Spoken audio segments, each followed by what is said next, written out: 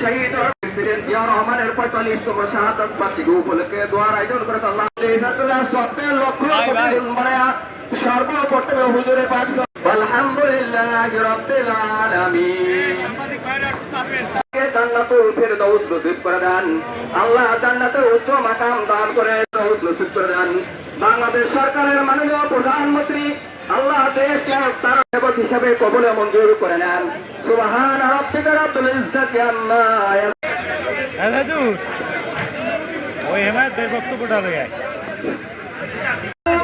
Advocate জাফরানি মিয়া আরো উপস্থিত আছেন। জিয়াউর রহমানকে শাহাদাত বরণ করতে হয়েছে। আজকে তার দল সারা বাংলাদেশে তারই সুযোগ্য সন্তান বাংলাদেশের সফল প্রধানমন্ত্রী জনাব তারেক রহমানের এই দলকে হাঁটি হাঁটি পা পা করে সুসংগঠিত করে এবং এই দল আবুল কালাম মল্লিক এবং সঞ্চালনায় আছেন আমাদের শিক্ষার সেই শহীদ প্রেসিডেন্ট জিয়াউর রহমানের শাহাদাত বার্ষিকীতে আজকে আমরা সকল উপস্থিত হয়েছি। সময় প্রয়োজন, তারপর সংক্ষেপে একটি কথা বলি।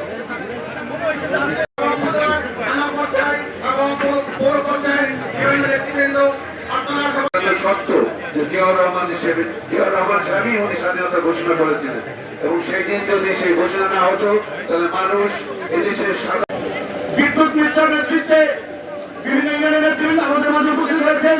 মহিলা দল শিবচর উপজেলা এবং পৌরসভার দেখতে পেতাম না, তিনি অনেক কিছু পরিবর্তন ছিলেন। এই উপমহাদেশের একমাত্র সৎ রাষ্ট্রনায়ক ছিলেন শহীদ রাষ্ট্রপতি জিয়াউর রহমান। জিয়াউর রহমানের রুহের মাগফিরাত কামনা করছি। আমি রুহের মাগফিরাত কামনা করছি। দেশ নেত্রী বেগম খালেদা।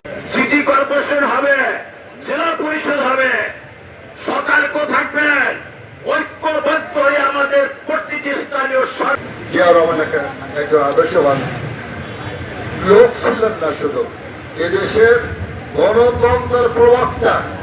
যখন এদেশে গণতন্ত্র একগুলো শাসন ব্যবস্থা হিসেবে কায়েম করে আজকে বাকশাল কায়েম করেছিল, সেই জায়গায় থেকে একটি গোষ্ঠী নিহত হয়েছে তাদের হাতে।